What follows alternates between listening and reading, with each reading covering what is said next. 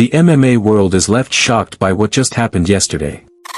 Jon Jones, the so-called pound-for-pound king, just walked out of an interview on the Full Send podcast.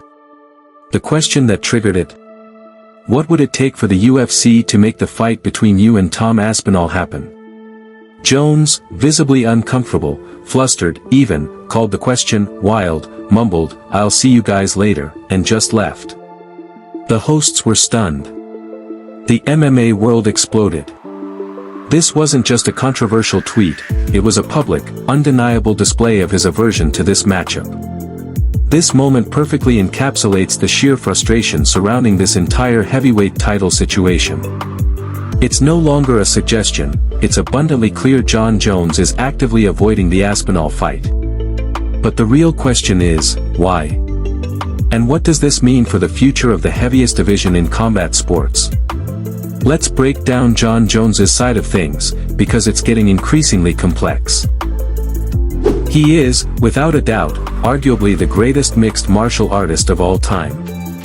After a legendary reign at light heavyweight, he moved up to heavyweight and absolutely dominating Cyril Gane to claim the vacant undisputed title. His self-proclaimed dream fight was then to face another legend, Miocic, which he did at UFC 309 in November 2024, securing another dominant victory. But even after beating Miocic, the talk of Tom Aspinall doesn't seem to ignite any competitive fire in bones. In fact, it seems to actively extinguish it. Jones has consistently brushed off Aspinall, stating outright that the British interim champion doesn't excite him. Instead, he's insisted he's only interested in legacy fights at this stage of his career, names like Alex Pereira, or even a hypothetical return for Francis Ngannou, who, by the way, isn't even under UFC contract anymore. This legacy fight argument is a joke for many. While Jones certainly has a legacy to protect, Aspinall is undeniably the rightful next challenger. He's young, dangerous, and a legitimate threat. What kind of legacy is it if you refuse to fight the most deserving contender? Recently, Jones even went on another podcast, the Nelk Boys podcast, where he frankly stated, "Right now, I could really care less about fighting." This is a monumental statement from a reigning champion. He's even hinted at full retirement, saying he'll only return when he feels fully committed. This "I'm done" rhetoric and avoidance of tough questions, especially highlighted by that full send walkout, paint a clear picture of a champion who either doesn't want the risk or is playing a deeply strategic and deeply frustrating long game for a massive payday. We've also seen this behavior before. Remember when he pulled out of UFC 151 and got the whole card cancelled? It's a pattern. On the other side of this increasingly frustrating coin is Tom Aspinall, the interim heavyweight champion. He earned that title spectacularly, knocking out Sergey Pavlovich in mere seconds at UFC 295 when Jones pulled out. He's then made the rare move of defending his interim title, dispatching Curtis Blades in July 2024. He's doing everything right, staying active, winning impressively, and showing up. Aspinall's patience, understandably, is wearing thin. He's gone from respectfully requesting the fight to openly questioning Jones's motives, even sarcastically declaring Jones retired and calling himself the true undisputed champion. He recently opened up about the mental toll this saga is taking, describing it as a tricky time mentally. Imagine being at the absolute peak of your sport, holding a major title, but constantly being strung along by the undisputed champion. He's the longest reigning interim champion in UFC history. That's a title no one wants. He deserves his shot, and the fans deserve to see it. So, where does Dana White and the UFC stand in all of this?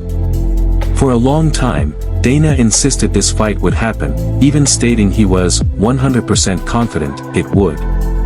But his tone, and frankly, his patience, have visibly shifted. In very recent interviews, Dana White has firmly stated that if an agreement can't be reached over the next couple of weeks, the UFC is prepared to move on quickly from the Jones vs. Aspinall matchup. This is a significant development, setting a tangible, albeit loose, deadline for the elusive champion. The UFC is clearly feeling the immense pressure from the fanbase. This isn't just about Jones's personal preferences, it's about the integrity and progression of the heavyweight division. The fact that a fan-made petition to strip Jon Jones of his title has now achieved over 200,000 signatures speaks volumes about public sentiment. Even respected figures like Daniel Cormier are publicly calling for Jones to be stripped, arguing that if he doesn't want to fight, it's time to vacate the belt and let the division move forward. If the UFC does, indeed, move on, what's next for Tom Aspinall? The most obvious, and arguably fairest, solution would be for him to be elevated to undisputed champion. He's held the interim belt, defended it, and proven himself. If not, he would likely fight another top contender for a vacant undisputed title. Names like Cyril Gane, who's still ranked high, or even Alexander Volkov, whom Aspinall has already beaten but who remains a top contender, are possibilities. There's also the wild card of Alex Pereira potentially moving up, a fight Jones has expressed interest in, but Aspinall would be a more legitimate heavyweight clash for Pereira. Aspinall is hungry, active, and clearly ready to carry the division.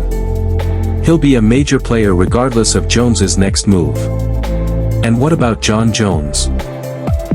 If he continues to avoid Aspinall, his legacy takes a significant, perhaps irreversible, hit. The GOAT status becomes heavily asterisked by accusations of ducking. Will he ever fight again? His recent "I could care less about fighting" comments, along with the full send walkout, suggest a champion who's either genuinely burnt out or is holding out for an astronomical payday. Reports are swirling that Jones is demanding a staggering $30 million for the Aspinall fight, a figure that is a huge hurdle in negotiations. Is this a shrewd business tactic, or a genuine sign he's mentally done? If he truly retires, it would be an anticlimactic end to one of the sport's most illustrious, yet controversial, careers. If he does return, how long will it take, and will it be for a fight the fans actually want to see? The UFC is in an incredibly tough spot. They have a dominant champion who seems unwilling to fight the next logical challenger, yet also represents immense star power. They need to decide whether to continue appeasing Jones's demands and protect his GOAT narrative, or prioritize the integrity and progression of the heavyweight division. Dana White's willingness to move on suggests he's finally leaning towards the latter. The fact that PPV main events are already booked through September means Jones vs Aspinall is unlikely before October 2025 at the earliest. The next few weeks, as Dana stated, will be absolutely critical in shaping the future of the UFC heavyweight landscape. This entire situation is an absolute mess. It's frustrating for fans who want to see the best fight the best, it's frustrating for Tom Aspinall who's putting in the work, and it's clearly a headache for the UFC. Jon Jones's full send walkout wasn't just a clip, it was a loud, clear statement that this situation is far from over. What do you think needs to happen here? Should Jon Jones be stripped? Should Aspinall fight someone else for the undisputed title? Or do you believe this unification bout will finally get made? Let us know your thoughts and theories in the comments below. That's all for today, fight fans. Make sure to like this video, subscribe if you haven't already, and hit that notification bell so you don't miss our next breakdown. Until then, keep those hands up, and we'll see you next time.